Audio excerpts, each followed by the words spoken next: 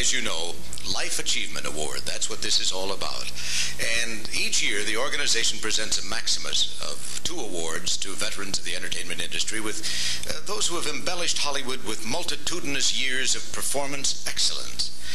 And tonight, we deify an artist who not only meets the criteria, but plays a good game of tennis to boot. Now, when you can say the word multitudinous and tennis in the same sentence, you're doing all right. Part of the old announcer's test we used to take. To present this man to our assembled membership here tonight, we've enlisted the talents of a lovely lady who, starting this season, will periodically retreat to the other side of the camera to showcase her directorial skills, too, and we're very happy about that. Whether this diverse actress is riding through the big valley and chaps on horseback, or romping through Denver, Colorado in white furs, she can drive in her Corniche, which she does, of course. She is equally glamorous, whatever she does, and she is wonderful. Co-star of the colossal hit Dynasty, a woman who should undoubtedly feel at home here in the Crystal Room. Ladies and gentlemen, Miss Linda Evan. Linda.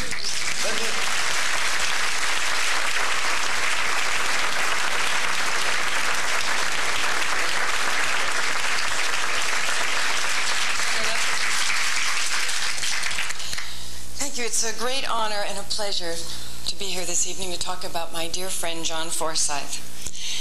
And it did seem like a good idea. I mean, anything to get out of the attic.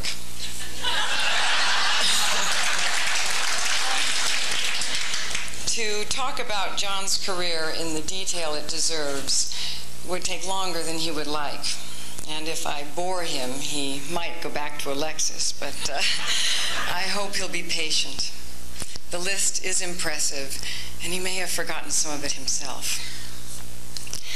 John started acting on the radio, and then they discovered that the wonderful voice belonged to the equally wonderful face, the eyes and hair we all know, to say nothing of the talent or the body. He was one of the original members of the Actors Studio, along with Marlon Brando, Montgomery Clift, Maureen Stapleton, Lee J. Cobb, and many others of our very best.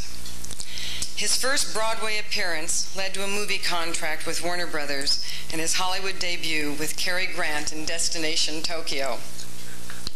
During World War II, he enlisted in the Army Air Corps and was back in the theater in Moss Hart's all-service stage musical, Winged Victory. He went from there to Broadway, Yellow Jack, It Takes Two, All My Sons, and 3 years in the national company of Mr. Roberts. Theater goers who were lucky enough to see him in this, and on Broadway in the Pulitzer Prize-winning Tea House of the August Moon, cherished the memory of a performance of great authority, charm, and wit. John's movie roles are as varied as his stage roles, showing again his versatility and range as an actor. From Robert Wise's Captive City to Hitchcock's Topaz and The Trouble with Harry. From In Cold Blood to his solid and touching performance in The Happy Ending, and as the corrupt judge in Injustice for All, a marked departure from his other roles and a performance that drew great attention and acclaim. These are just a few of his films, but we mustn't forget the one he wants to buy back and burn, Kitten with a Whip.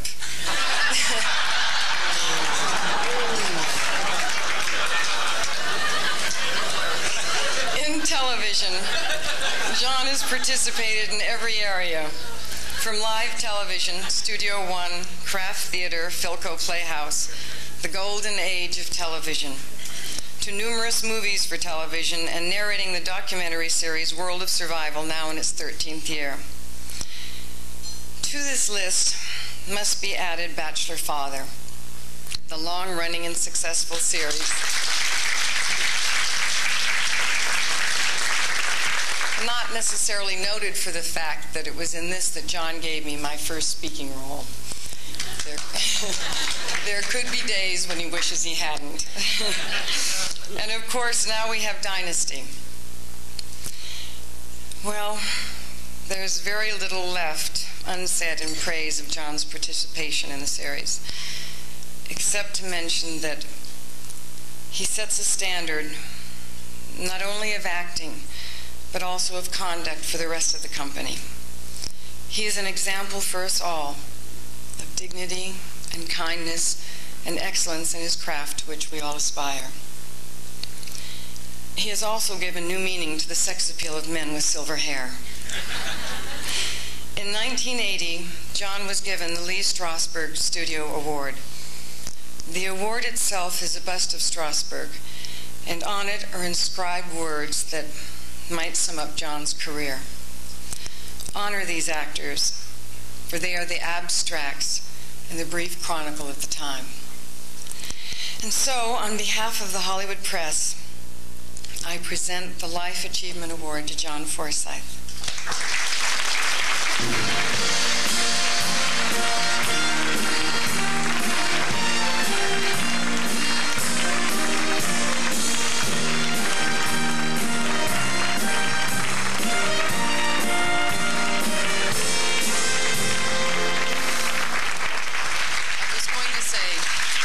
And wonderful man who makes us all very proud of our profession.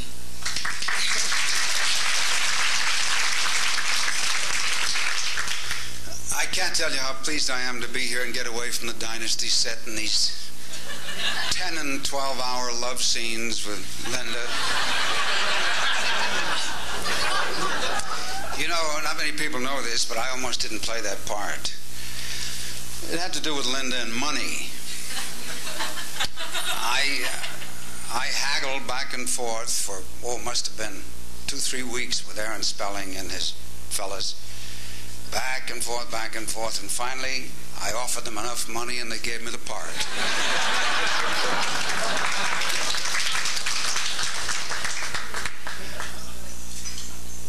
I want to tell you, I'm a very lucky fellow. Not only in my private life, I have a lovely and devoted wife. I have lots of 3 fine, wonderful kids that I'm proud of. I've got my share of good friends. But I think I'm a very lucky fellow because I started out as a sports announcer some years ago. I did baseball play-by-play, and as you undoubtedly know, that's a seasonal game. They only play that in the summertime. And I love eating in the wintertime. I decided I'd take a crack at being an actor. And that's about the best thing that ever happened to me because I never regretted it. I've enjoyed every minute of it. And when I think of all the people who go to work every day hating their jobs, it makes me feel even luckier. To be here in the company of extraordinary people, Mr. Roach and all these wonderful young actors, Barbara Stanwyck, who unfortunately can't be here, to be included with them in this is a tremendously flattering thing for me, and I'm very grateful. I'm very grateful to the Hollywood Press Club, and thank you all for your kind reception.